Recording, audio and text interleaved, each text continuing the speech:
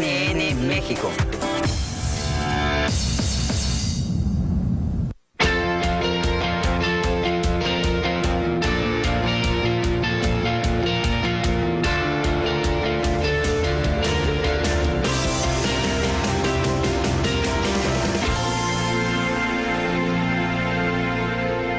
Bienvenidas y bienvenidos, gracias por estar de nuevo en este programa y gracias a la doctora Denise Dresser que está en este estudio.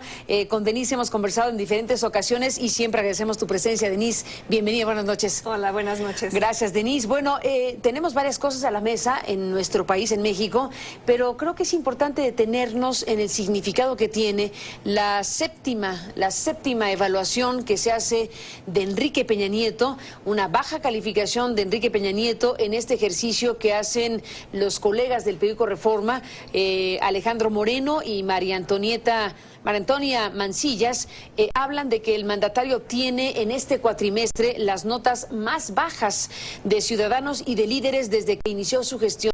Espejo que le dice esto. Denise, ¿cómo ves esta encuesta? ¿Cómo ves lo que refleja?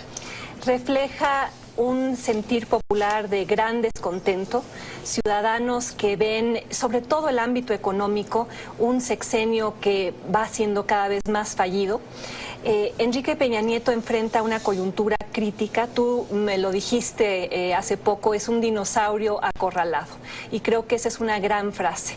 Es un gobierno priista que prometió renovación, nuevos tiempos, mover a México, reformas estructurales de gran envergadura y que a 2 años y medio, casi 3 del sexenio, ha sido un sexenio de oportunidades perdidas, de errores muy graves, de malos manejos económicos, malos manejos políticos, un gobierno insensible ante una serie de crisis que fueron surgiendo, el asesinato de 43 estudiantes en Ayotzinapa.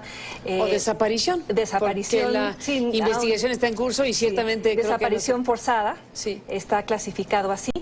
Los eventos en Tlatlaya en los cuales el ejército asesina a civiles. Después las revelaciones de corrupción de muy alto nivel, cuando tú misma haces un reportaje sobre lo que se llamó la Casa Blanca, una casa perteneciente a Angélica Rivera, la esposa del presidente, pero que está a nombre de un contratista que ha recibido multimillonarios contratos del gobierno y involucra la corrupción, posible conflicto de interés, probable conflicto de interés, ni más ni menos que al secretario de Hacienda, el encargado de recaudar impuestos y distribuir el gasto público, involucrado en un escándalo con una casa similar en Malinalco. Entonces, esta conjunción de factores lleva a que los líderes de este país digan que Enrique Peña Nieto tiene una calificación de 3 de 10 por problemas de corrupción. 3 de 10. Porque para los líderes la corrupción se ha vuelto el tema central que está manchando la imagen del gobierno y que está acorralando a Peña Nieto, lo ha puesto en un lugar donde no ha sabido responder de buena manera. Su respuesta ha sido o ignorar, o silenciar a la crítica, matar a los mensajeros, o nombrar a un secretario de la Función Pública para investigar el conflicto de interés, que llega al puesto con conflicto de interés porque es amigo y empleado del presidente. O lo ha llevado a culpar a los factores externos de la falta de crecimiento, argumentar que el peso se devalúa vis-a-vis el dólar por cuestiones internacionales, y ha sido la tormenta perfecta, una mala tormenta para el gobierno y evaluada de pésima manera por los ciudadanos y por los líderes que ven a un gobierno cada vez más corrupto y cada vez más incompetente. Al que le faltan casi 4 años de gestión, porque ese es un tema. Este sistema político mexicano es sexenal. Los presidentes duran 6 años y aquí estamos hablando de una primera fase de un gobierno que está calificado de esta manera, lo cual es muy inquietante.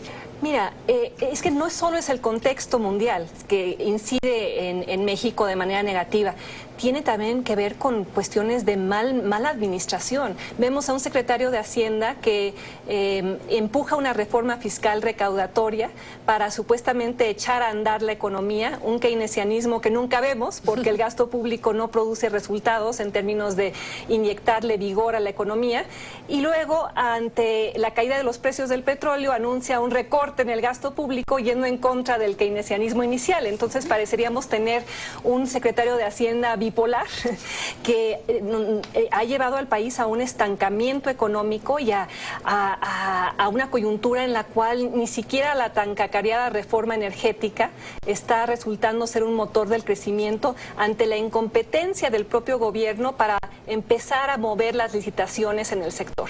Y luego la incompetencia política que vemos pues en los casos de corrupción que prefieren echar debajo del tapete o, como en tu caso, sacar del aire a personas que han revelado la información sobre la corrupción en vez de lidiar con el problema profundo. Se aprueba a vapor en el Senado de la República un sistema nacional anticorrupción que no toca al presidente, que lo mantiene fuera del ámbito del escrutinio, de una posible retirada del poder, el famoso impeachment que existe en Estados Unidos. El presidente se mantiene como un archipiélago de impunidad. Entonces, el Sistema Nacional Anticorrupción, ante el caso de la Casa Blanca, pues resulta ser un sistema que no va a funcionar, creado por los propios beneficiarios de la corrupción. Y un tema muy importante de esta encuesta es que el número de personas que piensa que hay mayor libertad de expresión baja a 45%. Es enorme. Es enorme, es la gravísimo. bajada. Creo que los datos en el sexenio de Vicente Fox eran de 75%, alguna cosa así. O sea, hace apenas Aquí está, 10 mira. años. ¿Cuánta libertad de expresión cree usted que hay en el país hoy en día? Y aquí viene la gráfica que estás mencionando. Exactamente. Y el número de personas que piensa que hay menor libertad de expresión, pues aumenta. ¿Qué pudo haber ocurrido con un gobierno como este que pasó de 7.1, que era una buena calificación, digamos una calificación aprobatoria, 7.1 bajó a 6.5, 5.2, 5.3, 4.9, 3.6 y en marzo, está midiendo hasta marzo solamente, 2015, el marzo en curso, 3.5. ¿Qué puede haber pasado de abril 2013 a marzo 2015 que un gobierno pierda 4 puntos? Pasamos de mover a México al precipicio. Mover a México comenzó con toda la narrativa de un México triunfador, Enrique Peña Nieto salvando al país en la portada de la revista Time, la aprobación de 12 reformas estructurales. Bueno, hasta la revista The Economist escribió un famoso artículo que ahora produce carcajadas en retrospectiva, donde argumenta que Obama debería aprender lecciones de negociación política de Enrique Peña Nieto porque logró la aprobación de estas reformas estructurales. Nos enteramos después que se logró gracias a que se compró el voto de los diputados y de los senadores en cada negociación que hubo, sobre todo de la reforma energética. Entonces, ¿qué pasó? Pues transitamos de la narrativa de éxito de aprobación de las reformas estructurales al escenario de Ayotzinapa, Tlatlaya, la Casa Blanca, la casa de Luis Videgaray y un contexto económico que empeora por la paridad del peso vis-a-vis el dólar, la caída dramática de los precios del petróleo, y entonces mes tras mes vemos cómo la opinión pública va perdiendo confianza en un presidente que prometió mover al país, pero lo está moviendo a la regresión, sobre todo en temas de derechos humanos, de tortura. Este es un país en el cual llega el relator especial para la tortura en México, presenta un informe muy preciso, muy crítico de cómo la tortura es generalizada y el gobierno simplemente descalifica a quien emite el reporte y dice que no volverá. Y lo mismo ocurre en temas de libertad de expresión y derechos humanos. Entonces vemos cómo el nuevo PRI recurre a las viejas prácticas. Y el problema, Carmen, y para quienes nos están viendo, es que el gobierno ve esta encuesta y quizá diga, pues no me preocupa, como lo dijo Enrique Peña Nieto ayer. Dijo, no estoy trabajando para que me pongan medallitas ni para aumentar mi popularidad. Bueno, Denise, vamos a hacer una pausa. Seguimos escuchándote en este programa. En un instante regresamos.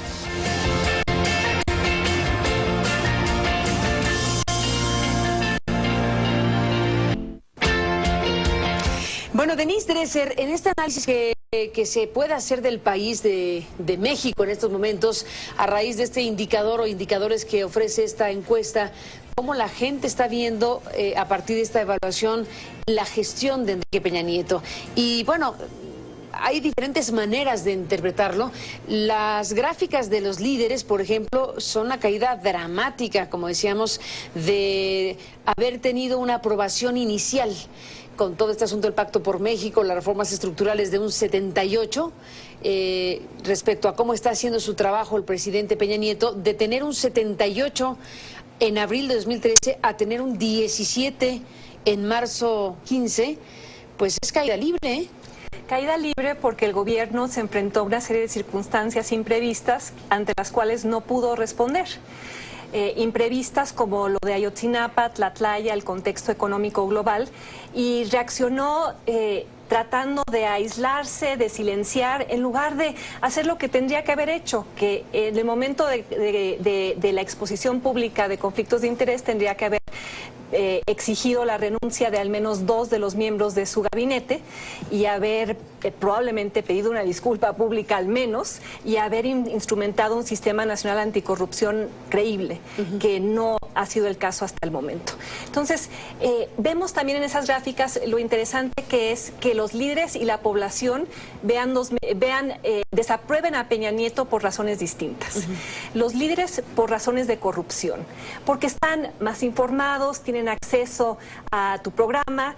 La mayor parte de la población vio pasar el tema de la Casa Blanca en la televisión de este país, en pantallas pasteurizadas en las cuales la información se presenta de cierta manera para no molestar al gobierno. Hemos visto en los últimos meses un silenciamiento de la prensa, una alineación de los medios con la narrativa oficial. Y por eso, para la mayor parte de la población, la corrupción no es el gran tema, es un tema de bolsillo y es un tema de crimen. ¿Y crimen por qué? Pues porque, ¿qué revela Ayotzinapa? Pues la infiltración ya cada vez más evidente de los gobiernos estatales y locales por el crimen organizado. Ese evento creo que pone sobre la mesa un problema con el cual México no ha sabido lidiar bien, y esta administración que criticó tanto a su predecesor Felipe Calderón por la guerra contra el narcotráfico la sigue librando, y de la misma manera, y por eso vemos índices de violencia y criminalidad que sí van un poco a la baja, pero la percepción pública es que siguen siendo los grandes problemas del país. Sí, tú lo dices bien, porque los ciudadanos colocan como el principal problema efectivamente el tema del crimen y del bolsillo y de la cuestión económica, y los líderes en efecto colocan el tema de la corrupción, que la ven al alza, como el principal asunto. Se habla incluso de lo que tú mencionabas. Recientemente se aprobó el Sistema Nacional Anticorrupción. ¿Cree usted que sirva para reducir la corrupción en el país?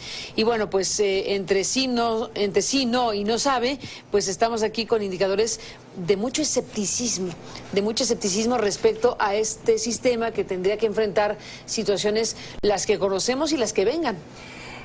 Hay muchos que dicen es un avance, porque al menos existe, pero es un paso minúsculo en el combate a un problema que se ha vuelto estructural y muy grave. Luis Carlos Ugalde escribió un artículo muy bueno en la revista Nexos el mes pasado que se llama La democratización de la corrupción, en el que argumentaba que antes el Ejecutivo se quedaba básicamente con el dinero. La enorme cantidad de recursos que fluye por el sistema político mexicano y el sistema económico. Ahora, con la descentralización del poder, con el federalismo, con la transición democrática, ¿qué ocurre? Sigue habiendo una cantidad monumental de dinero, pero ahora fluye a los partidos, a los medios, a los juzgados, al Poder Judicial.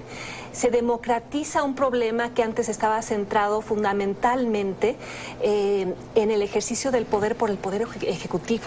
Y ahora vemos que la corrupción está anidada en todos los ámbitos de la vida pública de México, con un sistema nacional anticorrupción que sigue subordinado al poder político, sigue subordinado a una procuraduría que nos dijeron iba a ser autónoma, pero acaban de nombrar a una procuradora con lazos muy estrechos con la principal televisora del país, alguien que representa la forma tradicional de ejercer el poder en México, que llega al puesto, sí, con una buena trayectoria de inteligencia como senadora, etcétera, pero cuestionada por conflictos de interés con los que arriba a un puesto que debería ser el de la mayor autonomía desde la perspectiva de combatir la corrupción, porque lo que se requiere precisamente para que funcione un fiscal anticorrupción es la autonomía que este sistema no le da aún. Denise Dresser, en el deber ser, tú que eres politóloga, estando lejana la fecha en que termine este gobierno, hay demasiadas cosas por venir. ¿Qué debería ocurrir en la materia política? ¿Qué deberíamos esperar? ¿Qué deberíamos exigir a un gobierno que está siendo calificado de esta manera? Bueno, exigir lo que se viene exigiendo en los últimos meses: rendición de cuentas, transparencia, racionalización del gasto, investigación a fondo de los eventos de Tlatlaya, Ayotzinapa, que resulta ser que el IFAI, que es la institución que promueve la transparencia en este país, le pide a la PGR la investigación del caso Tlatlaya, y la Procuraduría dice que después de una investigación exhaustiva no la encuentra. Entonces, eso aunado a 50 días de que se nombra a alguien para investigar los conflictos de interés de temas como la Casa Blanca, y son 50 días en los que no ha hecho absolutamente nada, pues eso produce el clima de escepticismo que estamos viendo aquí. Entonces, en la medida en la que hay innovación institucional o reformas que lo único que hacen es tratar de tapar hoyos, pero sin llegar al fondo del asunto, la corrupción sistémica, o que involucra a altos funcionarios del gobierno, los números van a seguir siendo estos. Pero parecería que al gobierno no le importa, porque lo que le preocupa simplemente es ganar la elección. Y ve además el estado de una oposición que no ha sido lo suficientemente vehemente en su crítica al gobierno y en la exigencia del combate a la corrupción, pues porque tienen las manos manchadas. Yo supongo que el PAN y el PRD han sido sigilosos en su crítica, porque tienen también sus propios problemas de conflicto de interés y sus propias casas blancas que vienen cargando. Entonces, ante una oposición que no logra tener un músculo político lo suficientemente grande, pues el PRI se impone por default. Déjame, Denise Dresser, regresar en esta última frase que dejas ahí: se impone por default, es decir, ¿cuál es tu perspectiva de lo que va a pasar en este 2015, que es un año electoral, que es muy importante, entre otras cosas, porque se juega el Congreso, gubernaturas, y vamos viendo qué quisiste decir con la frase? Volvemos en un momento más.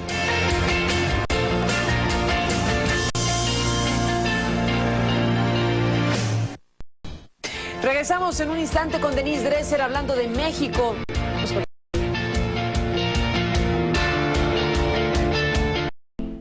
Nuestra democracia se ha construido con el esfuerzo de varias generaciones. Como ciudadanos, nos toca participar. Nos corresponde ejercer nuestro voto. Recordemos que la soberanía nacional reside esencial y originariamente en el pueblo, y que la mejor expresión de la voluntad popular es el sufragio individual. Cumplamos con nuestros deberes ciudadanos. Con libertad, ejerzamos nuestros derechos. Acudamos a las urnas y reafirmemos nuestra confianza en las instituciones democráticas, porque con cada voto construimos un México más fuerte. Denise Dresser, nos despedimos, y bueno, quedó ahí apuntada la idea del deber ser. Tú que eres politóloga y ya dijiste un poco un conjunto de situaciones que deberían ocurrir para que un gobierno revierta o intente revertir estos números tan críticos, reprobatorios de su gestión. Está el tema de que 2015 es un año electoral por los cuatro costados. Se estrena en México, con estas elecciones concurrentes, un nuevo sistema electoral después de una de las muchas reformas que hubo el año pasado. ¿Qué va a suceder en un país que tiene esta, bueno, hablemos de una calificación de esta naturaleza, con elecciones en toda la República Mexicana, con el Congreso en juego, con gubernaturas en juego? con un gobierno que está siendo calificado así. ¿Qué dices? ¿Qué viene para México en las próximas semanas y meses rumbo a la elección? Yo creo que vamos a ver un dinosaurio muy dadivoso, un gobierno que va a usar recursos públicos para comprar el voto. Vamos a ver una maquinaria corporativa y clientelar que se echa a andar de nuevo y un gobierno que va a ser dispendioso para asegurar una mayoría en la Cámara de Diputados y ganar las gubernaturas que están en juego. Pero creo que vamos a ver un escenario de mucha abstención o quizá la anulación del voto, porque lo que sí revelan estas encuestas es una desilusión ciudadana muy grande con el gobierno y otras encuestas revelan una insatisfacción muy grande con el sistema político y con los partidos. Y esa insatisfacción podría traducirse ya sea en gente quedándose en su casa.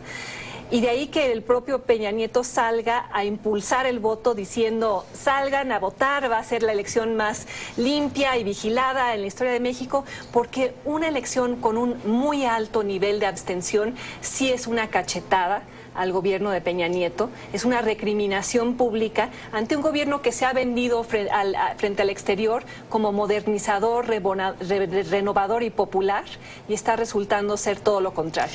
Esta escena de Peña Nieto invitando al voto a estas alturas, bueno, primero llama la atención que un presidente de la República en México, dada la evolución del sistema electoral, intervenga de esa manera. México tiene su historia en la materia electoral, sabemos, y ha vivido un proceso de transformación muy importante en términos institucionales, hasta el punto en que se ciudadanizó la organización de las elecciones y se quitó al gobierno de la República como el principal responsable de la organización. Se creó un ente autónomo para organizar elecciones. ¿Qué significa que Peña Nieto salga a convocar al voto cuando no le tocaría en este sistema mexicano? Pues en ese sentido el gobierno sí está preocupado. O sea, la falta de legitimidad de no solo de él, sino de todo un sistema. Porque tú estás hablando de hace unos años cuando el Instituto ahora Nacional Electoral tenía credibilidad, prestigio, era visto como la joya de la corona del sistema político mexicano, emulada por muchos otros países, con independencia, con autonomía, con consejeros muy críticos de los partidos dispuestos a sancionarlos. Pues el INE, ese instituto, se ha convertido en el hazmerreír frente a la ciudadanía porque no logra encarar a un partido verde que en alianza con el PRI está violando la legislación electoral cada tercer día. Entonces se ve una debilidad institucional ante lo que es una violación ya clara de la ley y algo que desnivela el terreno de juego, que fue la gran causa de tantos ciudadanos durante tantos años, que hubiera competencia real, y entramos a esta elección ya con un terreno desnivelado de juego por el comportamiento del Partido Verde, sancionado, no sancionado por la autoridad electoral a tiempo, y que ahora ha crecido al 10% del electorado, lo cual va a ser, yo lo he llamado el partido muleta del PRI. En ese partido el PRI se va a apoyar para conservar el poder a pesar de estos números, y la única preocupación en este escenario es un alto nivel de abstencionismo o de voto nulo, como ocurrió en la elección intermedia de Felipe Calderón, con un rechazo absoluto al sistema de partidos, que llevó entonces a una reforma política que incluyó las candidaturas independientes, la reelección, derechos que los mexicanos debían haber tenido y que el sistema político les había arrebatado. Y ahora vemos un escenario similar de cuestionamiento a lo que muchos llaman ya la partidocracia impune, y un presidente con estos números que no reacciona.